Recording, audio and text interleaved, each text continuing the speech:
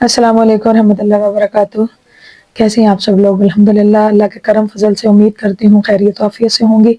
अल्लाह आप सब लोगों को सलामत आबाद शाद और खुशहाल रखे, आमीन बिजाहि नबी अमीन सल्लल्लाहु अलैहि वसल्लम।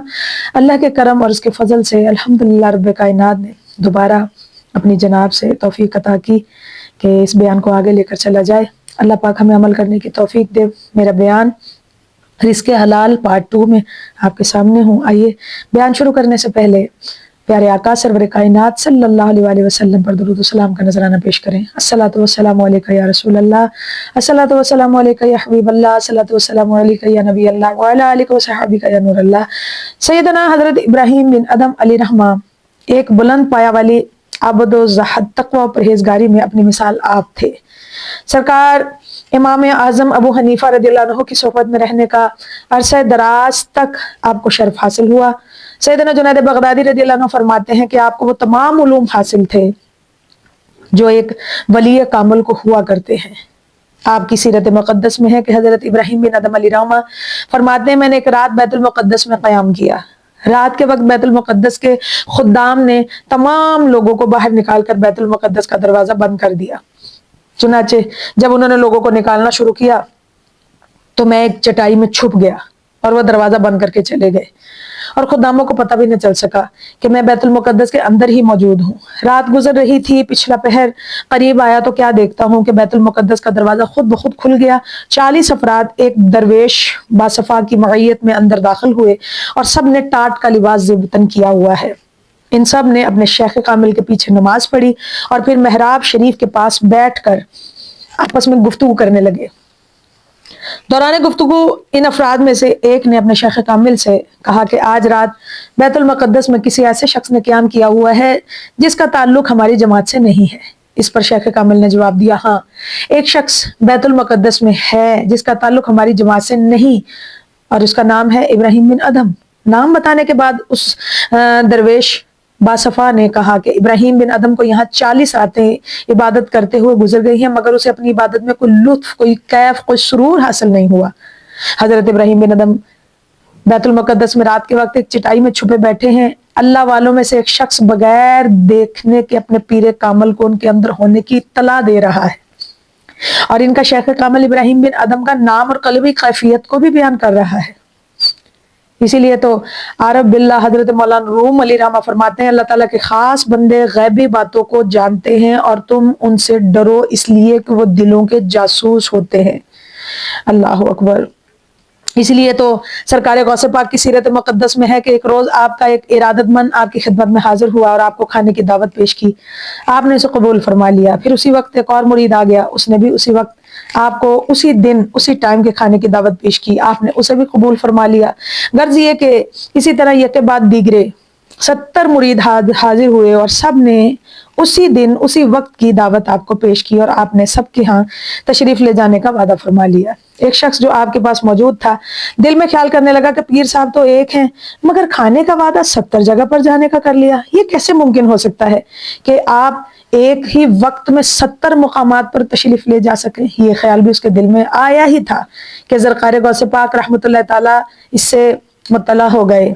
पास ही एक पीपल का दरख्त था। आपने उस शख्स से फरमाया, भाई जरा आंखें तो बंद करो। फिर फरमाया, जरा आंखें तो खोलो और सामने वाले दरख्त पर नजर करो।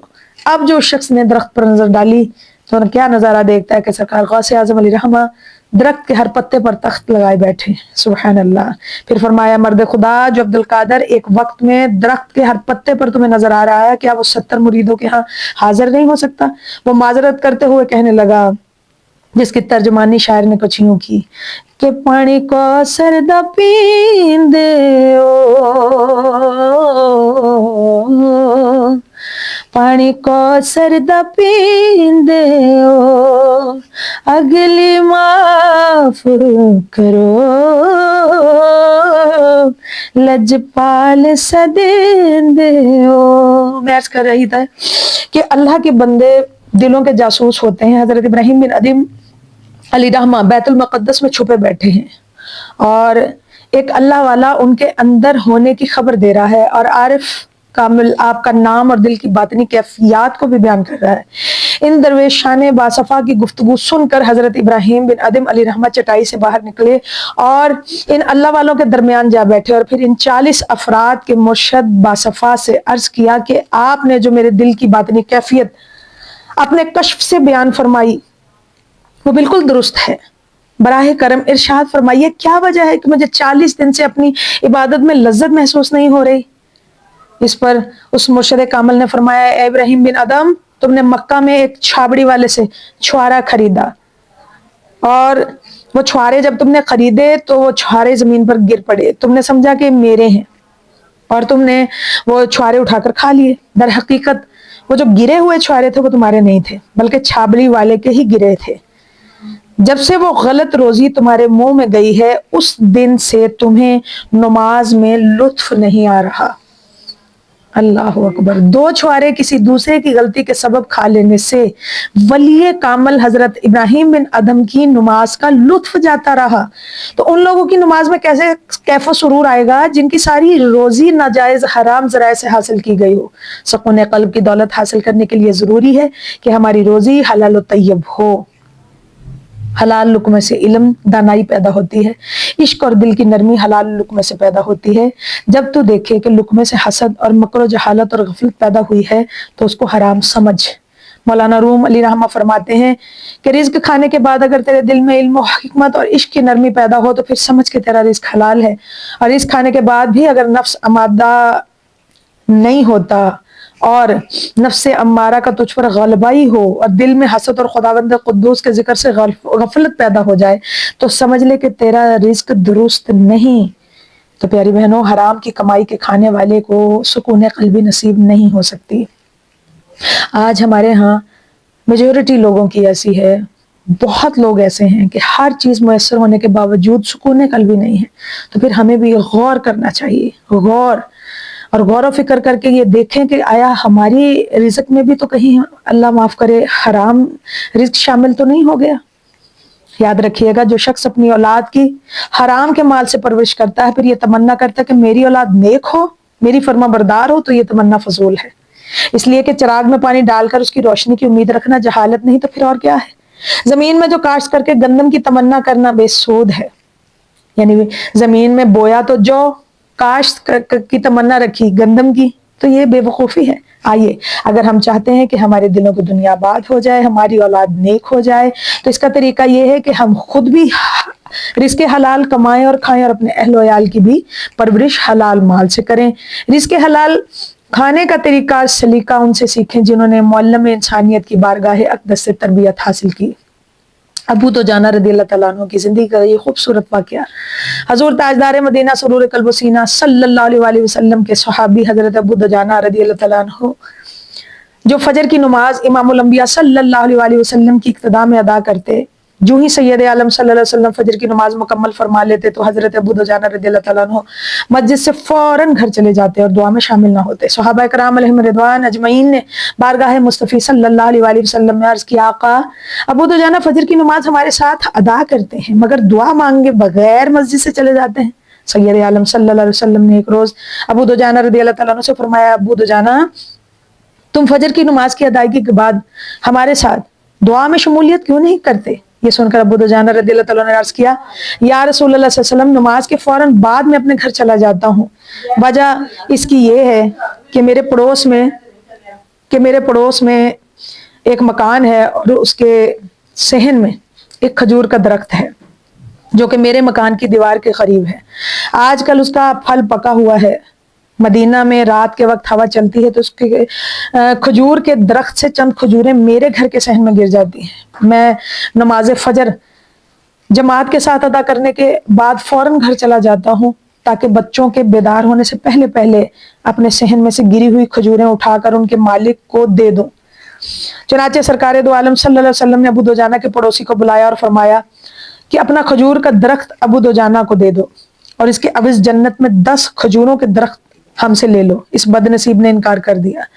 سیدنا صدیق اکبر رضی اللہ تعالیٰ عنہ نے اس شخص سے کہا کہ مدینہ کے فلاں باغ میں میرے 10 درخت ہیں، تم وہ کھجوروں کے درخت لے لو اور یہ ایک کھجور کا درخت ابو دجانہ کو دے دو۔ اس پر وہ راضی ہو گیا اور درخت دینے کا وعدہ کر بیٹھا۔ اللہ اکبر. جنت کا وعدہ اسے پسند نہ آیا اور دنیا کا مال اس نے حاصل کر لیا. اس شخص نے گھر پہنچ کر اپنی بیوی سے کہا کہ میں نے کھجور کا درخت ابو دجانہ کو دینے کا وعدہ کر لیا. اس کی بیوی کہنے لگی کہ درخت تو تمہارے صحن میں ہے، ہمارے صحن میں ہے، کیسے دیں گے اسے؟ چنانچہ وہ سو گئے. جب صبح ہوئی تو کیا دیکھا؟ وہ کھجور کا درخت اس کے گھر سے ہٹ کر ابو دجانہ کے صحن میں لگا ہے. سبحان اللہ. صحابی کا عمل دیکھیے کہ اب اپنے بچوں کی روزی میں کس قدر احتیاط فرماتے تھے. ایک ہمارے بھی بچے ہیں کہ شہر سے گنے والی ٹرالی گزر جائے صحیح، بس اللہ اکبر گنے نکال نکال کر کھانے لگ جاتے ہیں. رزق حلال بہت بڑی نعمت ہے. سرکار صلی اللہ علیہ وسلم کا ارشاد ہے حلال کمائی کی تلاش ایک فرض کے بعد دوسرا فرض ہے. یعنی نماز روزہ کی فرضیت کی ادائیگی کے بعد رزق حلال کی تلاش دوسرا فرض. رسول اللہ صلی اللہ علیہ وسلم نے فرمایا کہ جو شخص لگاتار رزق حلال کھاتا ہے، لقمہ حرام کی آمیزش اپنے رزق میں نہیں کرتا، اللہ پاک اس کے دل کو اپنے نور سے منور فرما دیتا ہے. حضور صلی اللہ علیہ وسلم کے ایک صحابی جن کا نام سعد بن وقاص رضی اللہ تعالیٰ عنہ ہے، انہوں نے آپ کی بارگاہ میں عرض کی یا رسول اللہ صلی اللہ علیہ وسلم میرے لیے دعا فرما دیں کہ اللہ تعالیٰ مجھے مستجاب الدعوات بنا دے، یعنی میری دعا ہر دعا کو شرف قبولیت سے نواز دے، جو بھی دعا کروں فوراً قبول ہو جائے. اس پر سید دو عالم صلی اللہ علیہ وسلم نے فرمایا لقمہ حلال اپنے اوپر لازم کر لو، تم مستجاب الدعوات بن جاؤ گے. حلال رزق کے دل میں نور آتا ہے، دعا میں قبولیت آتی ہے، ذکر اذکار میں دل کو راحت ہوتی ہے، عبادت میں کیف و سرور آتا ہے، انسان ذہنی طور پر مطمئن رہتا ہے، دنیا میں فرحت آخرت میں جنت کا حقدار بنتا ہے. اللہ رب العزت جل شانہ کے حضور دعا ہے کہ وہ بوسیلہ سرور کونین حضرت محمد صلی اللہ علیہ وآلہ وسلم ہمیں رزق حلال کی دولت نصیب فرمائے. آمین بجاہ نبی الامین وما علینا الا البلاغ المبین صلی اللہ علیہ وآلہ وسلم. السلام علیکم ورحمۃ اللہ وبرکاتہ.